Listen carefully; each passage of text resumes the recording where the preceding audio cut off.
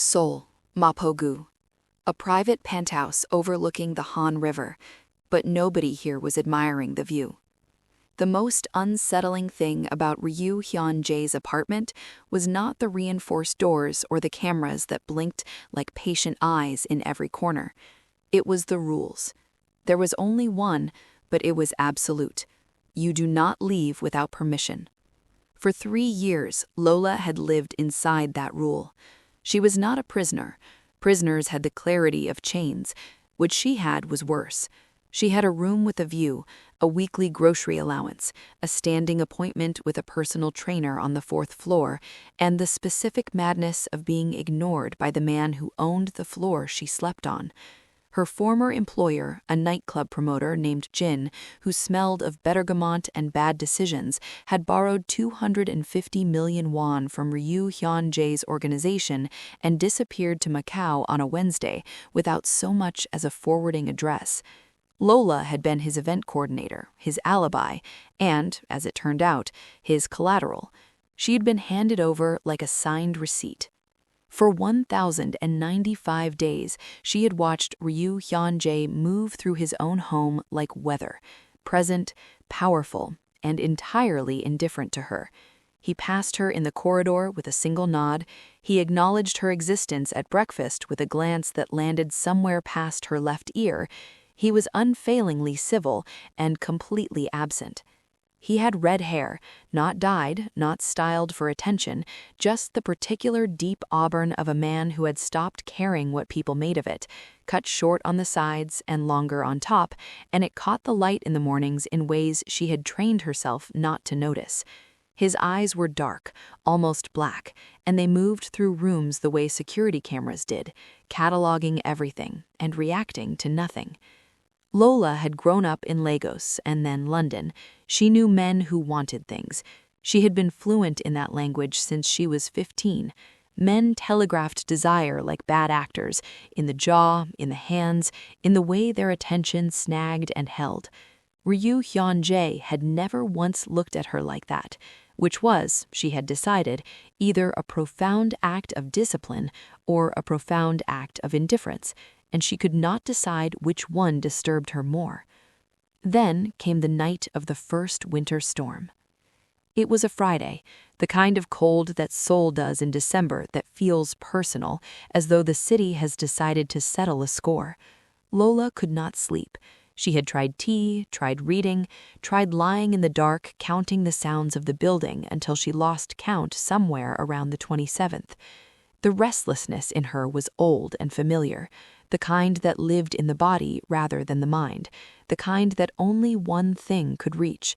She pulled on a worn black thermal top and loose cotton trousers, soft from washing, and padded barefoot into the main living area. The penthouse was empty. Hyun-jae was at a meeting his assistant had mentioned curtly that morning.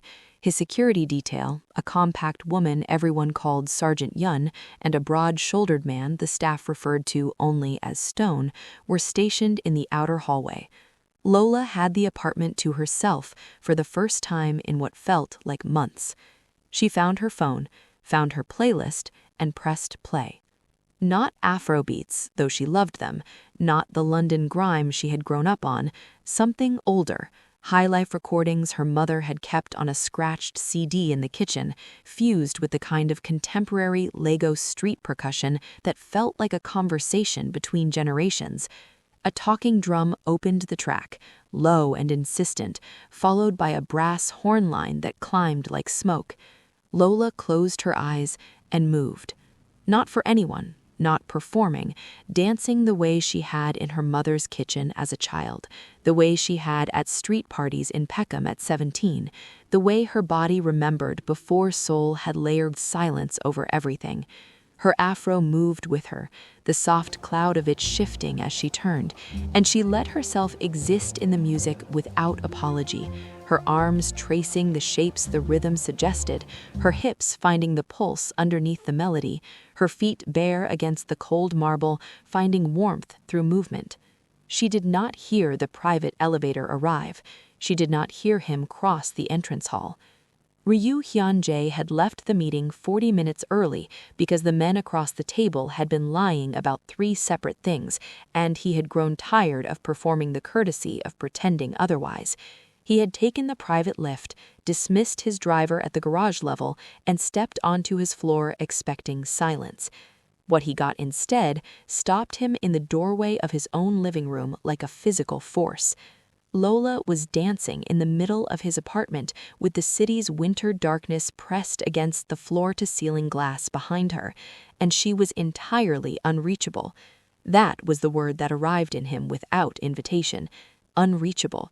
Her eyes were closed, her face, usually composed into a careful neutrality of a woman who had learned to take up exactly the right amount of space, was open in a way he had never seen, unguarded, alive in a way that made the room feel different, as though the air had changed composition.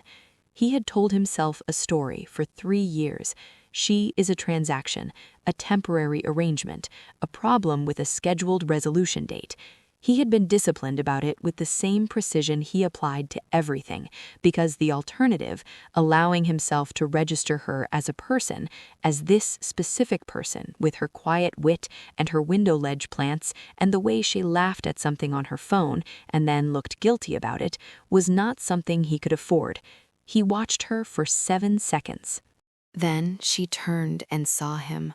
Her eyes opened, dark brown, wide, the rhythm still moving through her body in the aftermath before stillness caught up.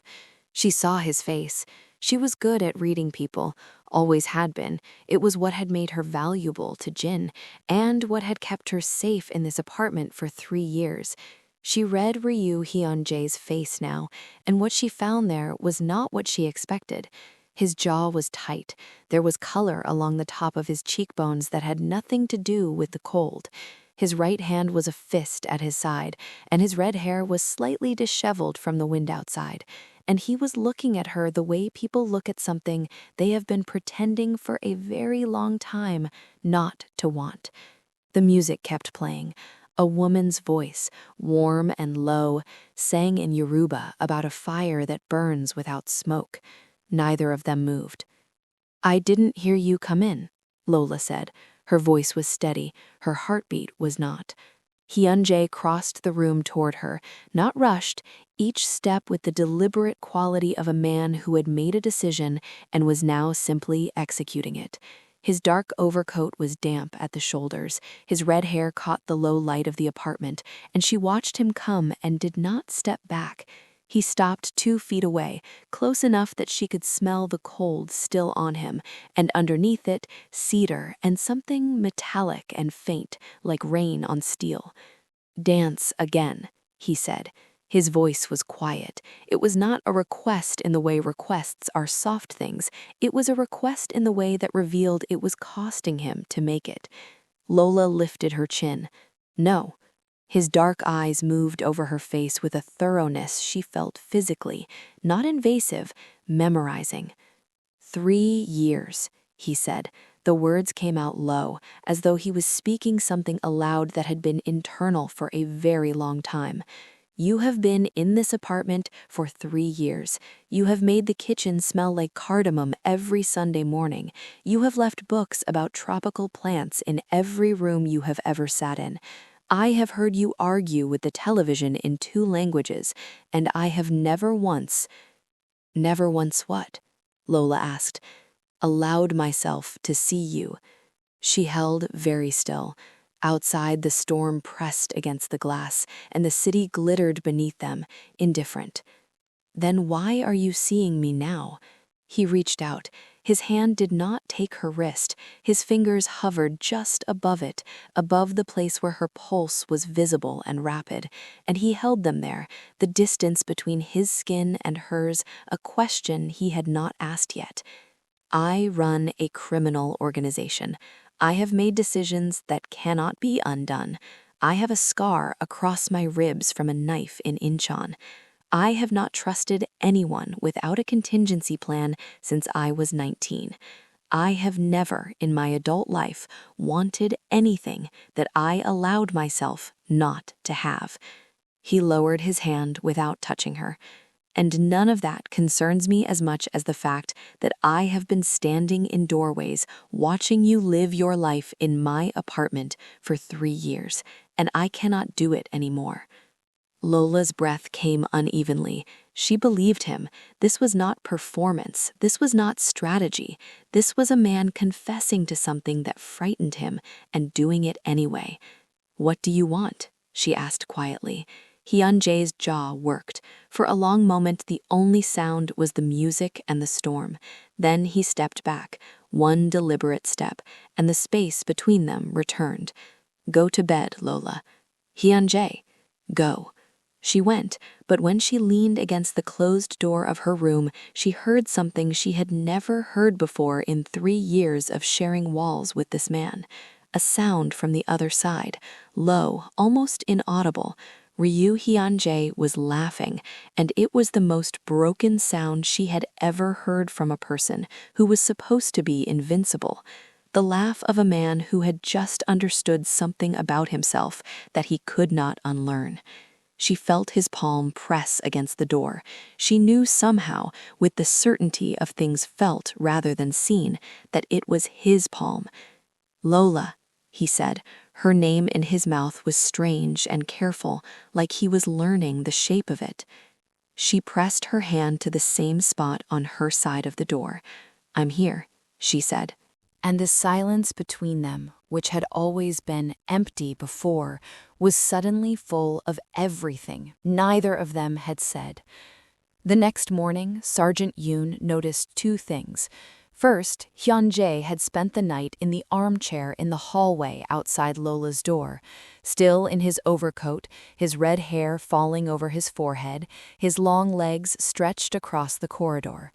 Second, when Lola emerged at 7:40 in a deep green wrap dress, her afro loose around her face, her eyes carrying the shadows of a sleepless night, she looked at the armchair and then at him for a long time without speaking. Hyunjae rose. He moved into the kitchen with the stiffness of someone who had slept wrong, and heated water without being asked, and made her cardamom tea and his black coffee, and placed her cup at her usual chair. Lola did not sit. "You slept in the hallway." "I was in the hallway. I did not especially sleep." "That's the same thing." "It is not. If I had slept, I would not have heard you moving around at 3 in the morning. I would not have known you were all right." The air between them had a different quality now. She felt it like pressure. "You have been polite to me for 3 years, correct and distant and perfectly civil. And last night you looked at me like..." "Like what?" She met his eyes. "Like I was the only thing in the room worth looking at." Hyunjae set down his coffee. He walked around the kitchen island slowly, giving her every opportunity to move away. She stayed. He stopped close enough that she had to tilt her face upward to hold his gaze. "I told myself you were a contract, a line item. The only way I could justify keeping you here was to stop seeing you as a person, because the moment I did..." He paused. "The moment I allowed myself to see you as a woman, as you specifically, with your arguments and your plants and the way you hum the same 4 bars of a song you can never remember the rest of, I would have to admit something I had no business admitting." "What would you have to admit?" His hand rose. This time he did not hover. His fingertips touched her jaw, the barest pressure, and her breath caught completely. "That you became the reason I came home," he said quietly. "Not the apartment, not the work. You." She should have named the power imbalance. She should have been sensible. Instead, she turned her face slightly into his touch and said, "What happens now?" His thumb traced her cheekbone once. "Now I ask you what you want, not what is sensible, what you actually want." Lola looked at him, at the red hair and the careful dark eyes and the fist he had made in the doorway last night, trying to hold himself back, and she said, "I want you to stop treating this like a problem to be managed." Something cracked open in his expression. "I don't know how to be anything other than careful." "Then be careful with me, not around me." The following week was a quiet revolution. He stopped eating alone. He asked her questions that had nothing to do with logistics, about Lagos, about the market her mother had taken her to as a child that smelled of tomatoes and petrol and something sweet she never identified, about why she had come to Seoul in the first place. A man, she told him, which was the honest answer. A mistake, which was the accurate one. She had stayed because Seoul had gotten into her somehow, the density of it, the way neon made even rain look purposeful. She learned things about him in return. He slept badly and always had, 4 hours at most, usually in a chair. Her mother had died when she was 14, a sudden illness that had taken less than 2 weeks from diagnosis to end, and he had been the one to sit with her at the last, because her father had not been able to bear the room. He and his father had not spoken in 6 years. The scar on his ribs was from a warehouse fire, a rival's message, and he had carried 2 people out of the building before the roof changed its mind. His red hair, which she had wondered about for 3 years, was natural, a genetic inheritance from a grandmother he had never met, a fact that seemed genuinely to amuse him in a way very little did. "You are not what I thought you were," she told him one evening. They were on the balcony, the December cold kept back by the outdoor heaters, her hands wrapped around a mug, his around a glass of something dark and neat. "What did you think I was?" "Empty," she said honestly, "all the way through." He was quiet for a moment. "Most days I am. Not when you talk about her, your mother." Something moved across his face. He looked out at the river. Then he told her about the last thing his mother had said to him, which had been in a dialect he barely spoke anymore, which translated approximately to the instruction to be someone she would recognize if she looked back. He had not, he said, done a particularly good job of that. Lola set down her mug and took his free hand and held it, and did not say anything, because some things do not need filling. That night, he stood outside her door again for a long time before going to his own room. She knew he was there. She sat on her side of the door in the dark, and they were separated by 3 inches of wood and 3 years of accumulated silence, and it felt like almost nothing at all. 6 weeks later, the balance broke. Hyun-jae came home at 1:30 in the morning with blood on the cuff of his left sleeve and the specific quality of stillness in him that Lola had learned to recognize as the aftermath of violence. A rival faction had tested the edges of his territory in Uedo, young men with expensive ambitions and insufficient information about who they were testing. It had been handled, but his hands were not entirely steady, and his eyes, when they found her, were doing something complicated. She was on the couch in a silk robe the color of red earth, reading. She had waited up, not consciously, but she had. She looked up and saw the blood and did not flinch. "Yours?" she asked. "No." She set the book down and stood and crossed to him, her bare feet quiet on the marble, and stopped in front of him. She reached out and touched the stained cuff of his sleeve, just the fabric, and looked up at him. "You're shaking," she said. "I know." "Hyun-jae?" His control broke quietly, like ice gives in spring, not dramatically, but with a kind of exhausted inevitability. He pulled her toward him, both hands finding her waist, and she came without resistance. His forehead came down to rest against hers, and they stood there in the low light of the apartment while the city moved below them without knowing or caring. "I have been trying," he said, his voice rough, "to find a reason why this is a bad idea." "Have you found one?" "Several. None of them are working."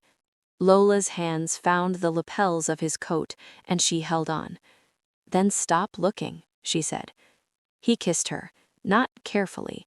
All 3 years of discipline abandoned in a single moment, his mouth on hers urgent and unguarded in a way she understood was rare, possibly unprecedented, and she kissed him back with the full force of everything she had been refusing to name for longer than she had admitted. When they finally separated, both of them breathing differently, his forehead pressed to hers. "Lola," he said, her name the way it had been against the door, but different now, more certain. "If this becomes what I think it is going to become, I cannot offer you ordinary. I cannot offer you safe or simple or uncomplicated. I have lived in a penthouse for 3 years being offered safe and simple. I am not interested in uncomplicated. I am interested in real." He kissed her again, slower, a promise rather than a confession. 2 months later, someone tried to take her off the street. It was a Tuesday, which felt almost insulting in its ordinarity. Hyunjae had extended her freedom recently, quietly and without ceremony, the way he did everything significant. She had a single escort now. She could go to the studio in Yeonnam-dong where she had started teaching contemporary movement to a small group of women who asked no questions she did not want to answer. She could walk to the cafe on the corner for her cardamom latte. She could exist in the city again. It was the first autonomy she had tasted in 3 years, and she wore it carefully, like something new and not yet broken in. The 3 men were waiting in the narrow street between the cafe and the side entrance of her building. Korean, mid-30s, with the specific body language of men who had been told this would be easy. The one in front smiled when he saw her.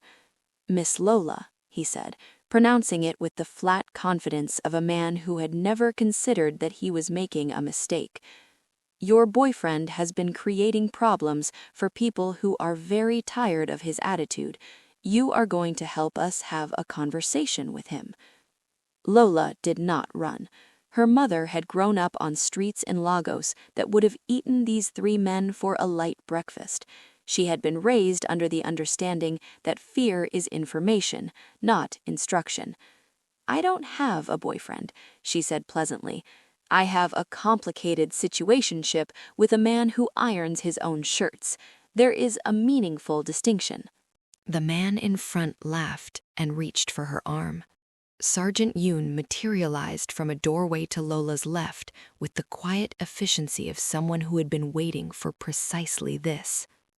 In 4 seconds, and with what appeared to be minimal effort, all 3 men were on the ground, in various states of reconsidering their life choices. Yoon took Lola's arm. "We're going up." Hyunjae was standing at the window when they arrived, his back to the room, very still. Not the ordinary stillness, the other kind, the kind that moved quickly underneath. Yoon gave her report in Korean.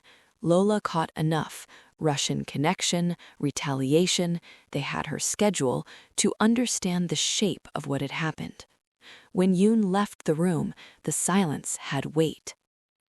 "Lola." He turned.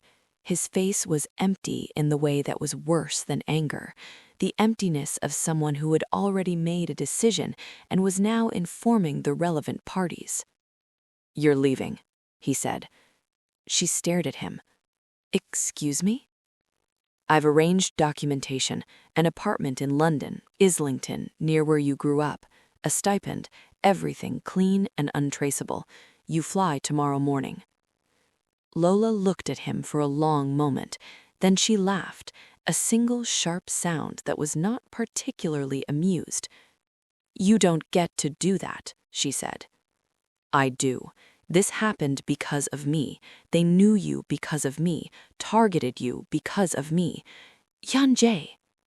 "When Yoon called me," he said, and his voice fractured just slightly at the join, "I was sitting across from someone I have negotiated with for 4 years, and I could not hear a word he said. I stood up in the middle of the meeting. I have never done that. I have never—" He stopped. His jaw worked. I cannot have you in danger because of who I am." Lola crossed the room. She took his face in both hands exactly as she had that night in the doorway and made him look at her. "I am a woman from Lagos who went to secondary school in Peckham. I survived a broken engagement, 3 years of enforced residence in a mafia penthouse, and a Wednesday morning without coffee. I am not going to be frightened into a flat in Islington because some men in a side street made a poor professional decision." His hands covered hers.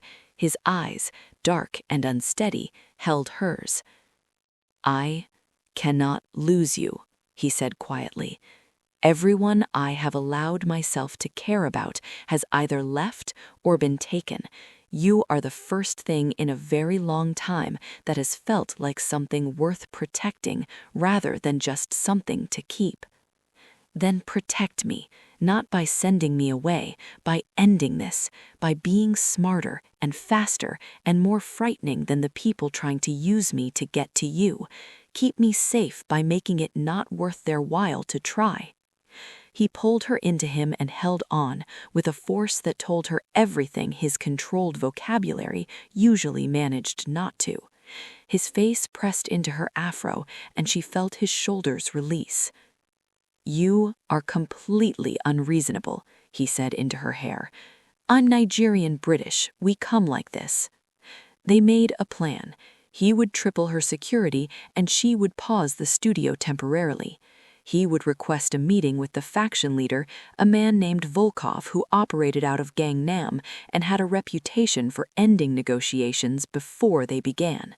His lieutenant, a quiet man named Mr. O, who seemed to find most things faintly disappointing, warned that Volkov did not negotiate. He negotiated in outcomes, Mr. O said. "Then we make the outcome clear," Hyunjae said. Lola said she was coming to the meeting. Hyunjae said absolutely not. Lola said she was the reason for the meeting and therefore entitled to attend. Hyunjae said she was entitled to nothing. She was his greatest vulnerability and therefore the last person he could afford to have in the room. Lola said if she was his greatest vulnerability, then perhaps his greatest vulnerability deserved a seat at the table. He lost the argument. He always lost arguments with her, which was something he was beginning to understand was not a failure of his negotiating skills, but a function of the fact that she was usually right. The meeting was in a private jjimjilbon in Incheon on a Thursday afternoon because neutral ground in their world meant somewhere everyone was equally uncomfortable. Lola sat in the heated room in a white cotton outfit, her afro pinned up, her expression pleasant and entirely alert. Volkov was large and shaved-headed with a neck tattoo and the eyes of a man who measured everything by what it would cost him to replace it. "Your woman," Volkov said, studying her with the particular quality of male attention that Lola had been fluent in since 16. "Unusual. Doesn't look afraid." "I'm from Lagos," Lola said agreeably. "We calibrate fear differently." Volkov laughed, not warmly. "I like her. Shame her man can't keep her safe." Hyunjae's hand found her knee under the table. His fingers were steady. His voice when he spoke was entirely level. "She's not the subject. The territory is." They talked for 2 hours. Borders, percentages, the specific mathematics of criminal coexistence. Volkov wanted Hyunjae's entertainment licensing operation in Gangnam. Hyunjae offered him a wholesale contact in Mapo. Neither moved significantly. Then Volkov made the kind of mistake that men who have been unchallenged for too long tend to make. He looked at Lola the way the man in the street had looked at her, assessing, imagining, deciding she was a variable he could use. "If we don't reach agreement," Volkov said, voice soft the way things are soft before they are not, "perhaps I take something of yours, something that would clarify your priorities." Hyunjae moved. One moment, seated, the next, standing, and Volkov's collar in his hand, the Russian's bulk irrelevant against the specific quality of focused intention that Hyun-jae brought to physical situations. A knife appeared. Lola did not know where it had come from.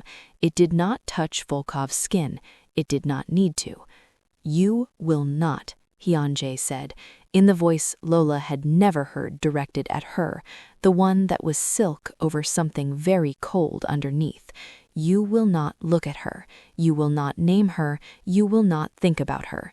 If she becomes part of your calculations in any form, I will not come for you. I will dismantle everything you have built and everyone you have built it with, and I will do it slowly enough that you understand every piece of it was because you looked at her wrong in a sauna in Incheon."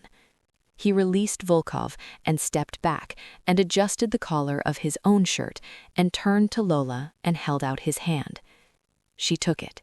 They walked out together, leaving Volkov rearranging his dignity on the tiles. In the car park, Hyun-jae stopped. His hand was shaking in hers, finally the way things shake when the adrenaline had nowhere to go. "That was not controlled," he said. "No," she agreed. "I have never lost composure in a negotiation, not once in 11 years. She brought his hand up and pressed her lips to the burn scar on his knuckles, the pale, twisted skin that was as familiar to her now as her own hands. "You didn't hurt him," she said. "You could have. You chose not to. That's not losing control. That's choosing what your control is for." He closed his eyes. When he opened them, something had settled in his face that she had not seen before, a quality of having arrived somewhere after a very long journey. "I love you," he said. The words came out plainly, without decoration, the way he said everything that was true. "I don't know how to do that in a way that isn't dangerous. I don't know how to love something without turning it into something I guard instead of something I share.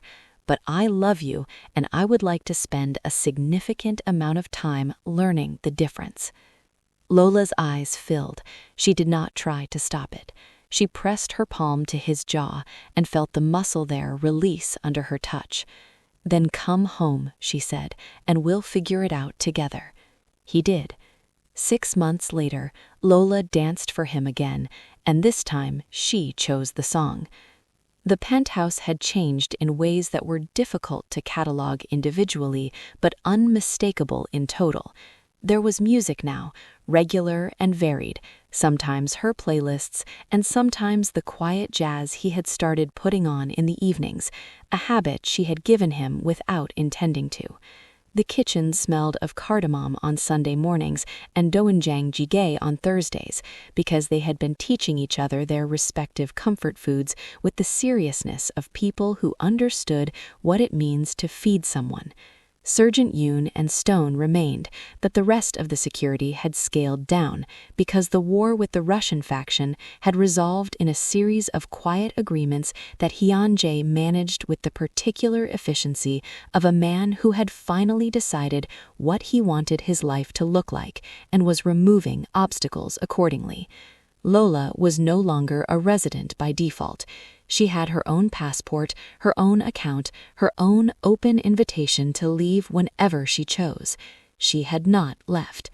It was New Year's Eve. He had filled the apartment with light, not candles alone, but the warm low lamps and the city glittering below the glass, Seoul making its annual argument for its own beauty. He wore a deep burgundy shirt she had bought him, and which he had initially regarded with the mild suspicion he brought to anything unexpected, and now wore with the ease of something chosen.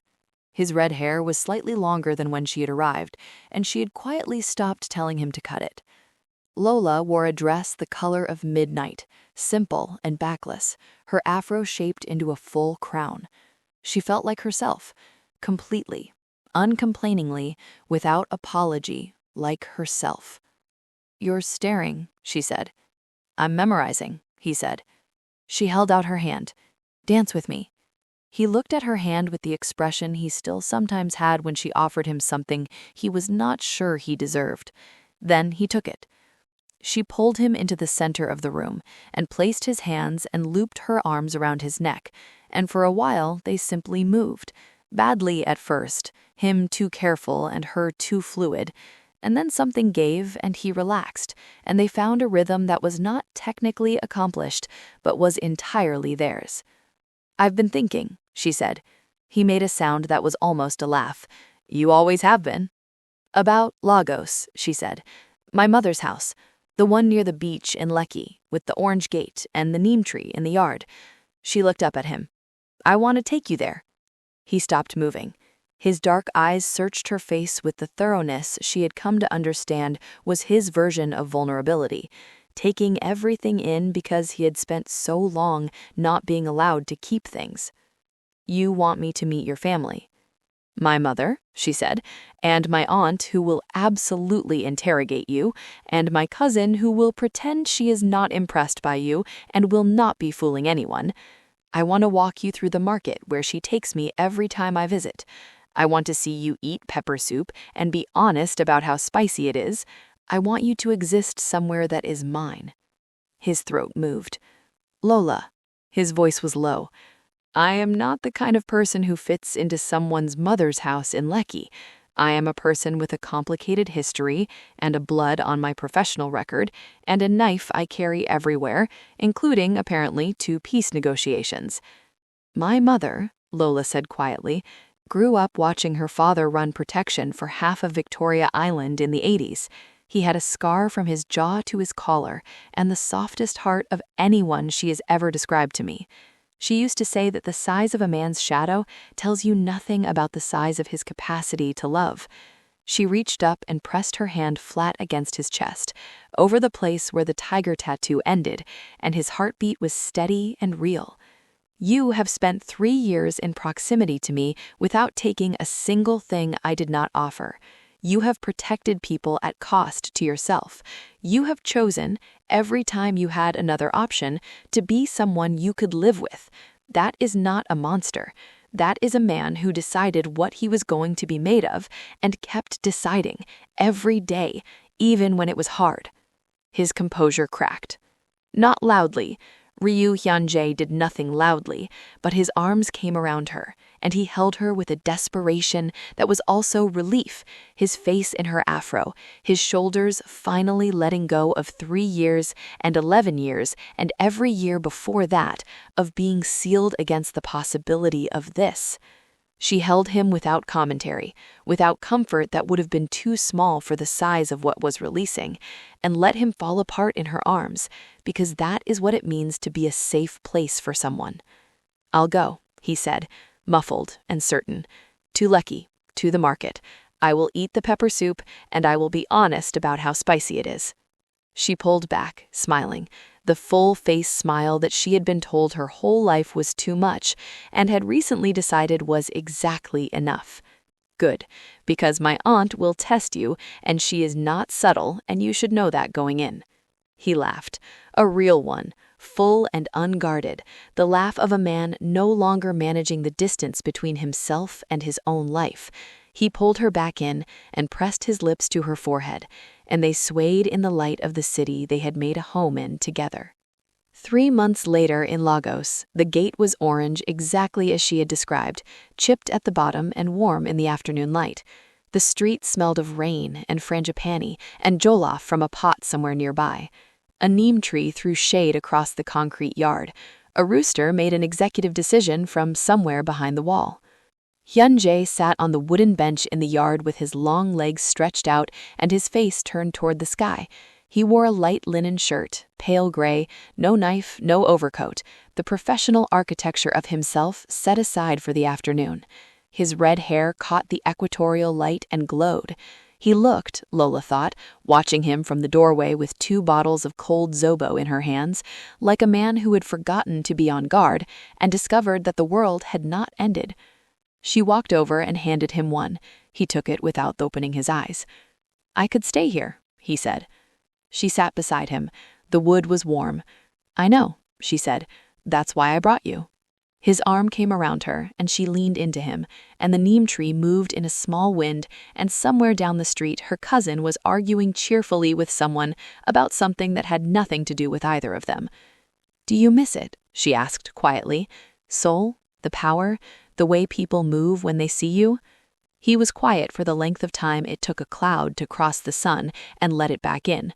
Then he turned and took her face in both hands and looked at her the way he had looked at her dancing in a winter storm 3 years ago, completely, without reservation. "I miss nothing," he said, "when I have everything." He kissed her, slow and unhurried, the kiss of a man who had stopped running and found that standing still was not the same as being trapped. When they separated, she was smiling, and so was he. His red hair bright in the Lagos afternoon, his dark eyes warm in a way they had not been when she first arrived on his 31st floor, with nothing but a rule and a view, and the beginning of something neither of them had been looking for. "Good," she said, "because I am not sharing this bench." He laughed, and she laughed, and somewhere in the house her mother was definitely listening and definitely not pretending otherwise, and the sun kept doing what the Lagos sun does in the late afternoon, which is to insist on being seen. Hey loves, this story is a reminder that sometimes the person who sees you most clearly is the one who spent the longest time convincing themselves not to look. If this one moved you, leave a comment below and tell me which moment got you. Share it with someone who needs to believe that the right person is worth the complicated road. Like and subscribe so you never miss the next story. I'll see you soon.